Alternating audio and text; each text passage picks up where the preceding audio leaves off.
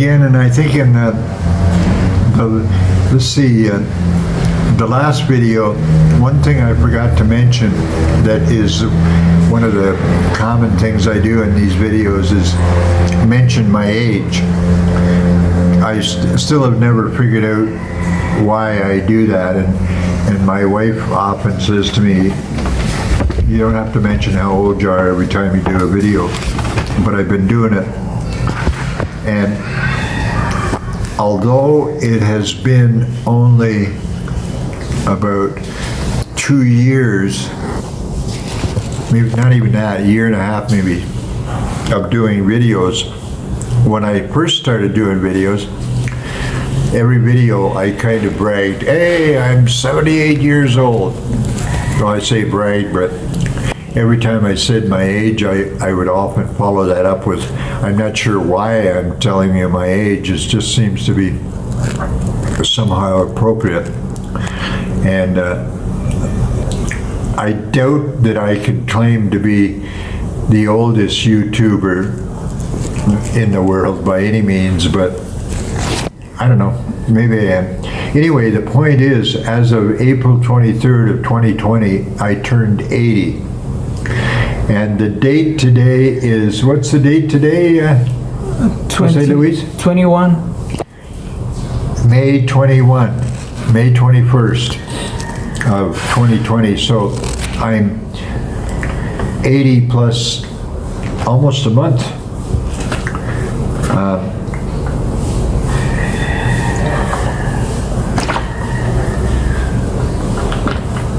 And you know, with the way the world is right now, the last couple of videos, try as one may, it's very difficult not to talk about the coronavirus and more interestingly, what the hell's going on in the world. Oh, here's one of the things that I think is really important. This whole problem from the top down, I don't care if we're talking about people who work for the World Health Organization or Centers for Disease Control in the United States, who seem to give, you know, reliable information and everything. But the problem is everybody is affected by this thing. And when I say affected, I mean scared. Now, this disease killed some people, but it seems almost invariably people who die from the disease are people who are compromised severely. Often elderly people, but it's not, you don't die from the disease because you're elderly, you die because typically getting elderly involves getting compromised in some way. You know, having poor lung issues, I don't know, like emphysema, that sort of thing, heart issues, people who are heavy smokers, I've mentioned before. So anyway, what really bothers me is this whole thing is totally out of perspective. When you think of it, before this happened, when did you ever see a story about how many people died today in the world or anywhere? Well, get your calculator out and do a little bit of calculating. If we give, and we're being really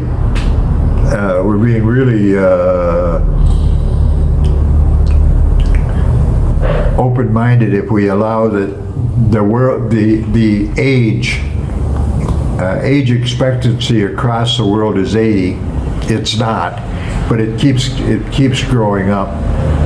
But say in a country like Canada United States, Mexico, Europe, probably in most of Europe, the age expected average age is 80 years.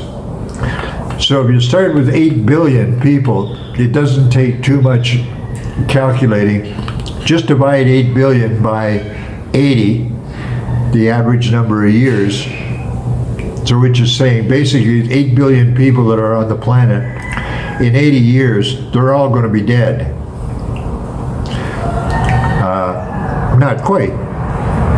Some will live past that. But on average, 8 billion people will be dead.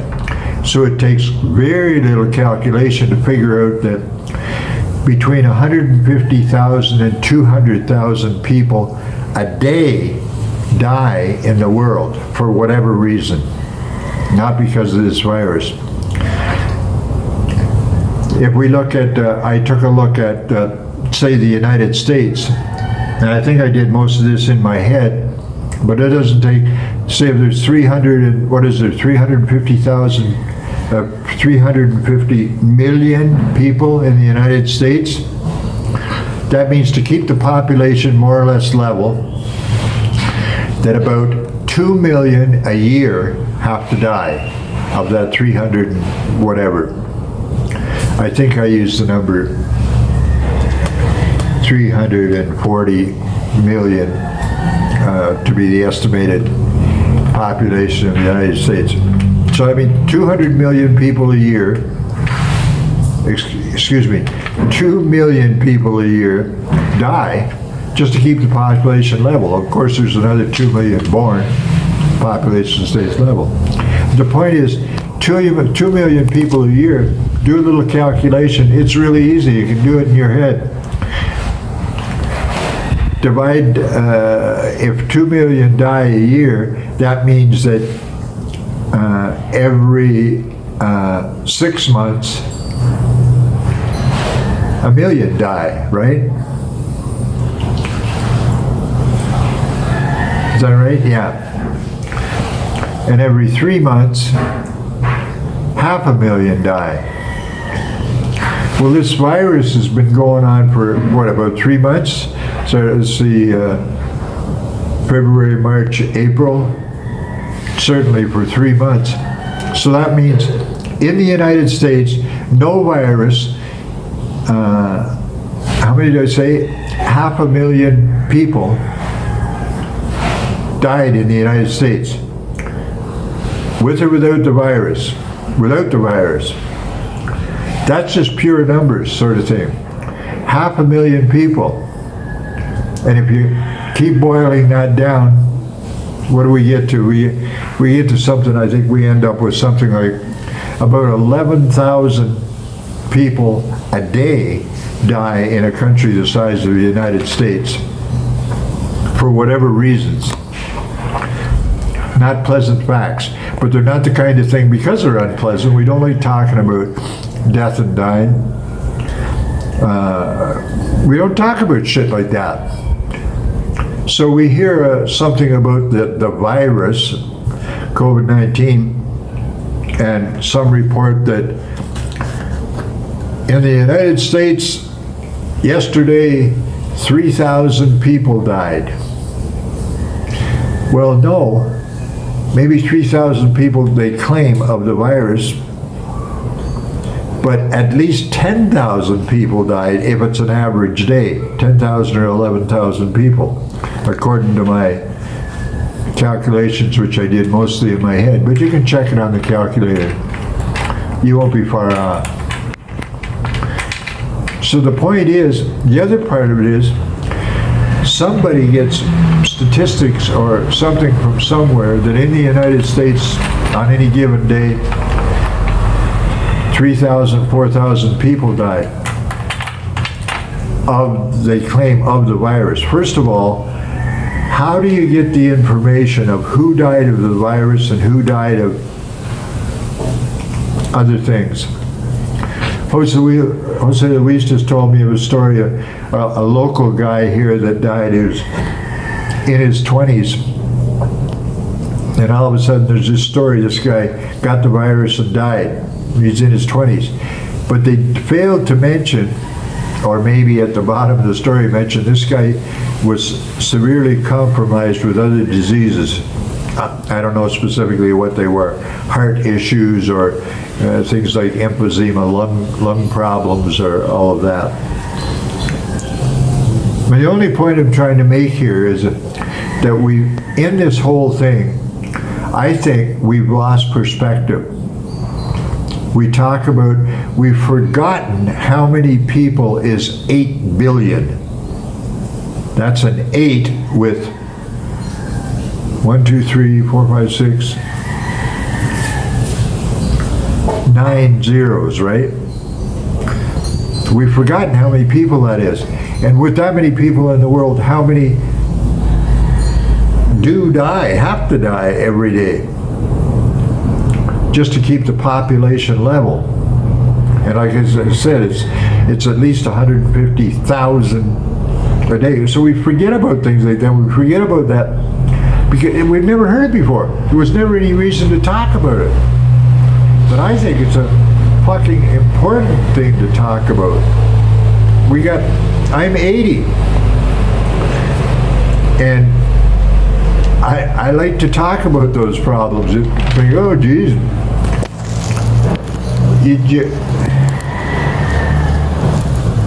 Let me flip off onto a little tangent here. I remember talking about, you know what my gig is usually. Today I'm not talking about it, but my gig this is called Atheist, the Bird with No Cage, So I love to talk about what people believe, especially about religion and why they believe it.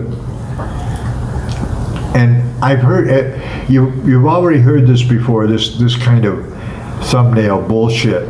The idea, well, you're an atheist, maybe you're a non-believer, but wait till you get old and then you're facing death and then you're going to start to believe. That's bullshit on 2 levels. First of all, it doesn't happen. The older I get, I'm 80 and I don't know, I'm basically pretty healthy. I'm as healthy as I look. I have serious problems of my age. My vision, I'm near blind. My hearing is not great.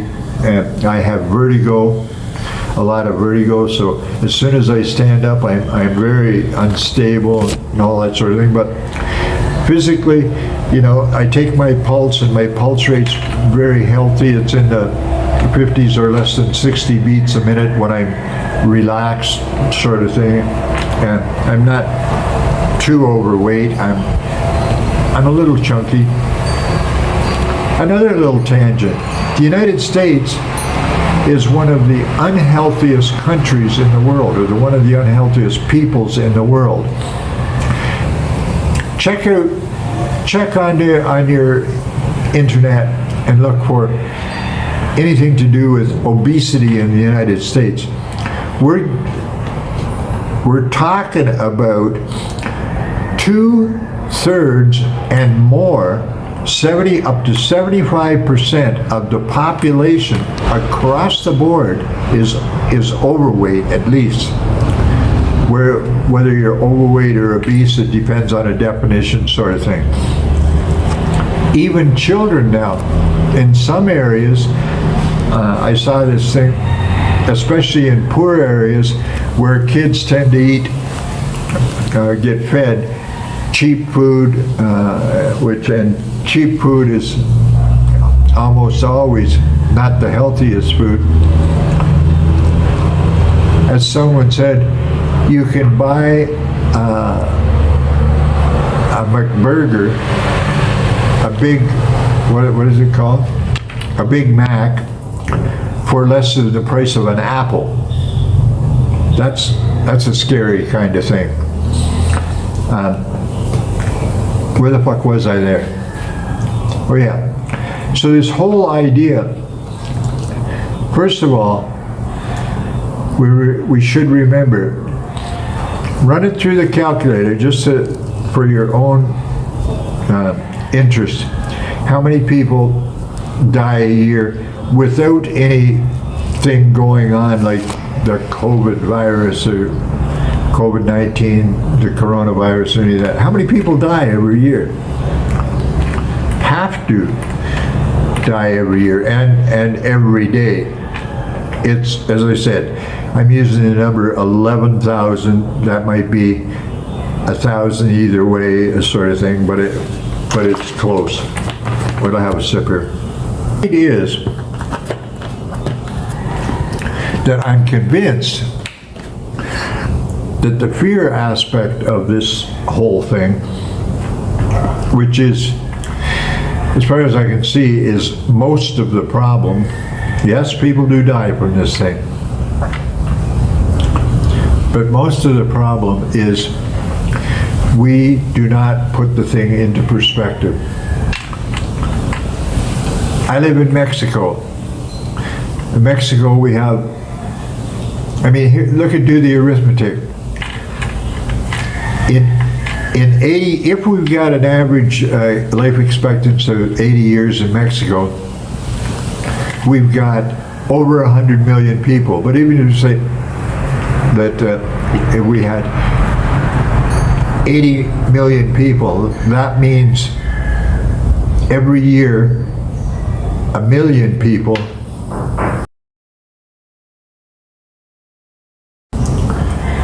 would die. That's right. Because in 80 years, the whole population died. If you boil it down, the number I got was somewhere around probably close to 5,000 a day in Mexico die. Never mind the virus or anything, just normal, aging, whatever kills us. I have no idea what's going to kill me, sort of thing, but whatever the hell kills us. So, you know, around 5,000 Mexicans die every day, and that's normal. So I think that if, I wish there was a way I could get this information out to a wider audience, that the fact is we've lost the perspective on what this thing is doing. It's a new disease, and it's scary as hell. From the beginning, the thing was a drama coming out of China, and supposedly connected with bats, and see news stories with a picture, close-up picture of a bat straight on like this with teeth and everything. Bats are not scary critters, by the way. They're like a flying mouse. So anyway, like as usual, this gets to be a bit of a rant. The point is, this pandemic is not the idea that the world is going to hell in a handbasket. If you look at people, the other part of it is getting the disease can be anything from you may hardly notice it to, like if you're a healthy young guy like Jose Luis or that, or even if you're an old fart like me, if you're fairly healthy, you do some exercise, your lungs work okay and everything, you're almost surely going to survive the damn thing.